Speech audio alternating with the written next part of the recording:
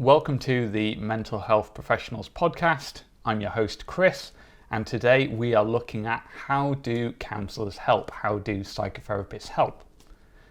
Because in some ways it might sound obvious that counsellors provide help with people processing their emotions, but how does this happen?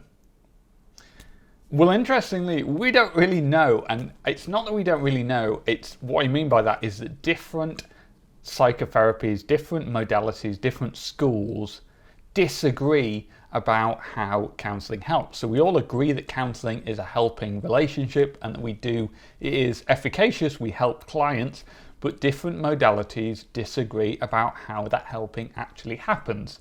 And in today's episode, we're going to discuss the different theories about how the helping relationship does in fact help.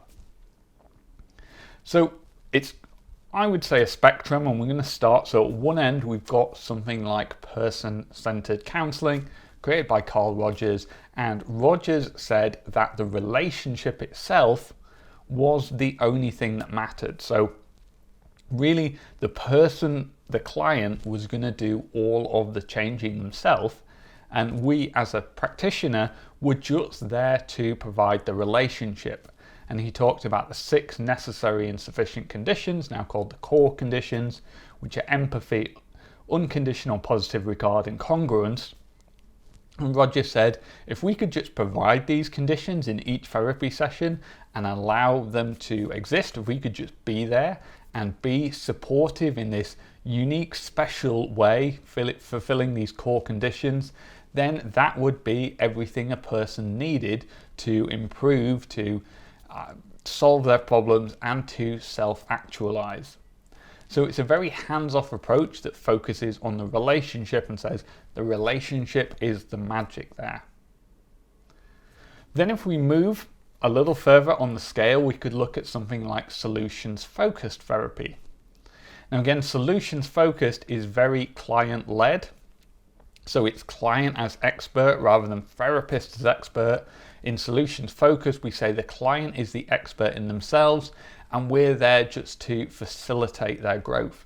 And we certainly use some skills, some solution focused skills, like getting people to describe their best hopes, their preferred future, and really asking questions. Questions is probably the key technique in solutions focus. So it's almost like a coaching role where, again, if you're coaching someone in sport, you would trust them to be the expert in what works for them and you would just facilitate their learning. And in solutions focus, it's very similar. We would bring some coaching techniques into there. We bring some great question asking skills and a range of other solutions focused skills, but the client is completely the expert. We go completely with their agenda. And we're really there to, again, facilitate their learning about themselves, about what works for them, about what strengths they have to solve their own problems, and we help them to build that solution. Then if we move a bit further on the scale, now we've got something like cognitive behavioural therapy. Now CBT certainly thinks the relationship is important, but here we're starting to bring in some more expert knowledge from the practitioner. So we're introducing things like the cognitive model, the idea that our emotions, our thoughts, and our behaviors are all linked in a triangle, and by changing one, you can change the other. And we're still trying to get the client to do all the work, but if we're looking at the cognitive aspect, we might get them to talk about how their thoughts work, and we'll do maybe a bit of explaining, talking about things like automatic negative thoughts and how we can have some biases and how we might jump to the worst case scenario, or we might explain the common thinking errors such as jumping to conclusions and black and white thinking, catastrophizing, and then get the client to identify those. So here we're almost a consultant, we're helping the client work through their problems, but we're bringing a bit of teaching, a bit of expert knowledge alongside the client's knowledge and combining that and together trying to come up with a solution. Solution might involve something like behavioural experiments, doing some contingency management, but there's expertise coming in from both sides here. Then finally, if we get to the kind of far end, we're looking at something like psychodynamic, which is many practitioners would say that here the therapist is the expert. So you might go to a dream analysis session, you will describe your dreams, and the therapist will tell you what's going on. It's their job to interpret it. And most of the expert knowledge here is coming from the practitioner, and the client really just supplies the information.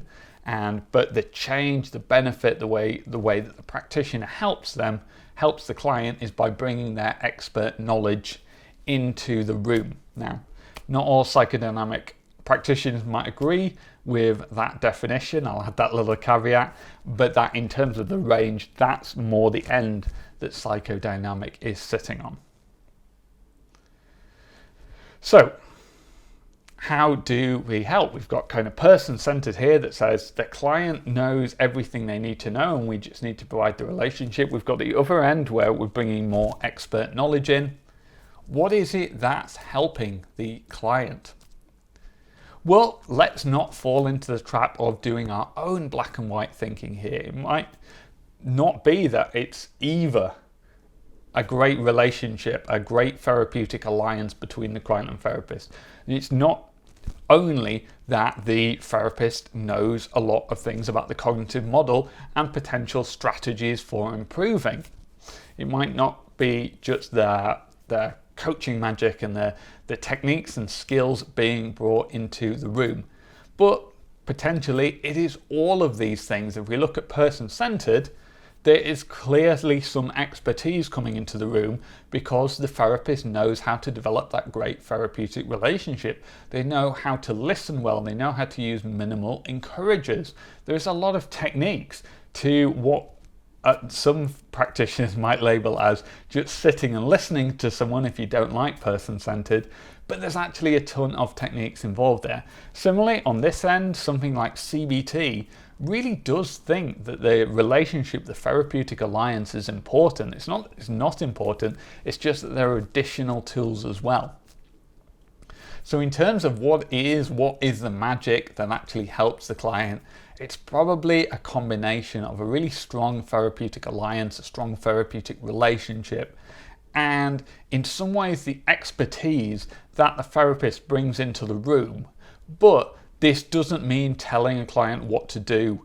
This can mean the techniques in order to listen to a client, in order to hear their goals, in order to be able to work in a client-oriented way, still requires a lot of self-discipline, a lot of training, and a lot of skills to do that. So hopefully that has provided you with a bit of a guide as to how counsellors help. How does the helping relationship work inside a client-therapist relationship? If you found that useful, then please give this video a thumbs up and hit the subscribe button to get more videos from us.